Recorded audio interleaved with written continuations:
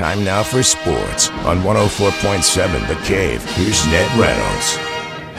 Mike, the intern, Ned Reynolds in the studio, working away at the week. It's Tuesday, and the pro football guys have put out what their idea is, their grading card, if you will, for the performances over the weekend and the first preseason games. Where'd the Chiefs do? Well, the Pro Football Guys, or PFF, is what it's called by the acronym. It's Pro Football Focus, and it's a company that is employing 600-700 individuals who are analysts as well as being football fans. And what they do is grade each of the players in any of the games they play. Of course, there's a fee involved with this. The Chiefs are one of the teams that have this PFF. And the staff, the individuals who were assigned to the Chiefs-Jacksonville game, went through all the system, and they put grades on. The highest grade of a player came out to Tershawn Wharton, the defensive end from, of all places, Missouri S&T.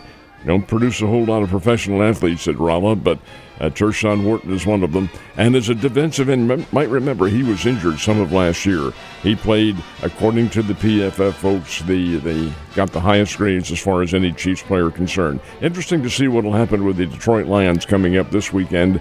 Different circumstance, playing at home, and some of the players really need to put forth because this is a very critical game coming up for them. Absolutely, especially all those guys just vying for a spot on an already pretty set team, in my opinion. So we'll see what happens. Did see some pretty good action from some of the rookies, though, on Saturday in Jacksonville. The TV ratings are now public for the Olympic Games, and at least if you were using me as a litmus test, I would think they would be up from the last round. Oh, by a lot.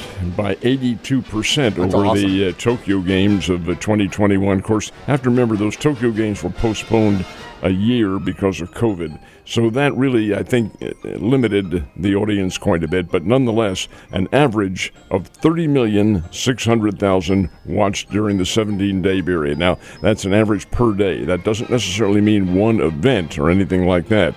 But that's up 82% over the Tokyo Games, and that is huge. NBC is celebrating. They're giving everybody a raise. Now, they're not either. They don't do that. But the fact of the matter remains they're very happy over what happened, and I think the sponsors are too. I thought they were pretty good telecasts.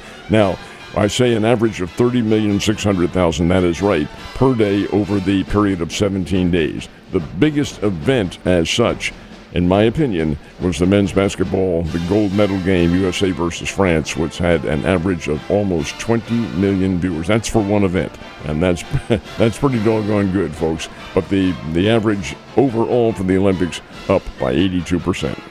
And like you said, the circumstances for the Tokyo Games were a lot different. The world was in a completely different place when those happened. But it was nice to see all these countries get together, the competition.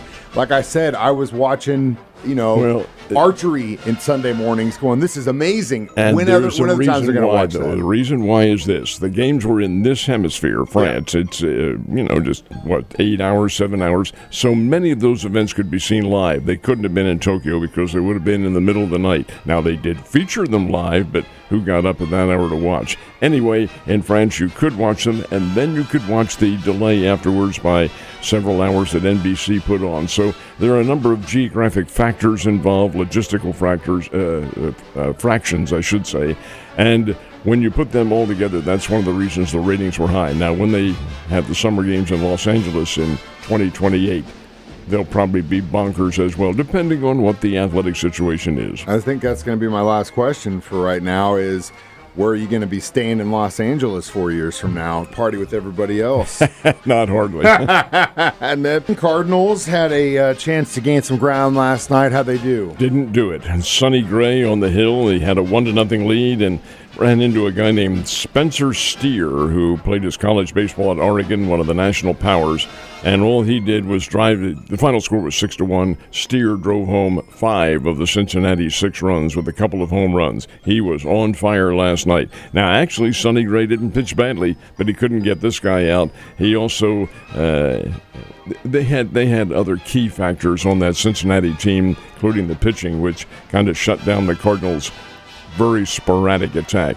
But Jordan Walker was back, and he did play last night. Put his bat on the ball a couple times, and that's a good thing. I really feel like the Cardinals need him back there. I don't think they ever should have sent him down in the first place, but they did. Nonetheless, He is back with the team now. Cardinals need to start making their push. They're 7.5 games off the pace in the National League Central Division, and they are now, I believe, 2 games out in the wild card race. So it's time to get moving. It's early August. Actually, it's mid-August, and time to get going.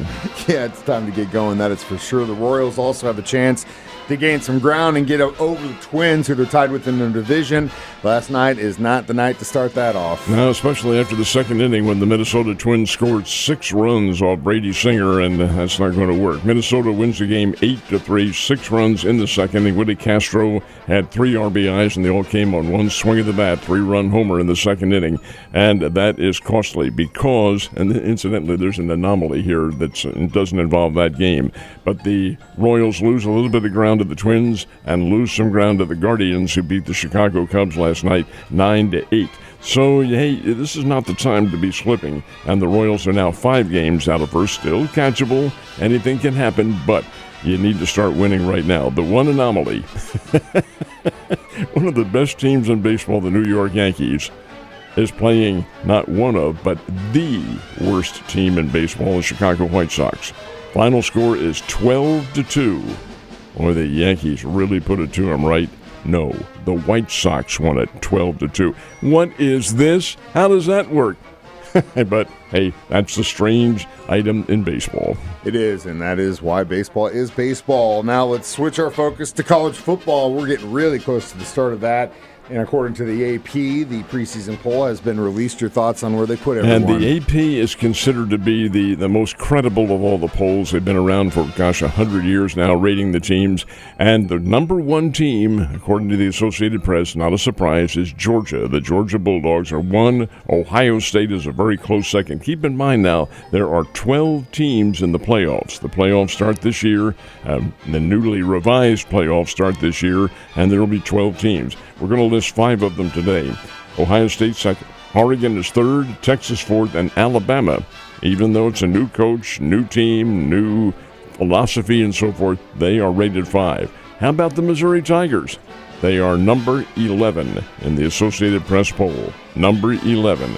Is that artificially high? We'll find out. But the fact of the matter remains, 12 teams in the playoffs this year. One of the 12 teams, number 12, probably will be from a lower level, like a Conference USA as it was last year and where the Bears are going next year.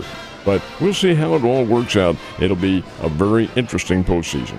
Definitely will be. And again, like I said, we're getting closer and closer to the start of college football and hanging out with Ned across the street from MSU.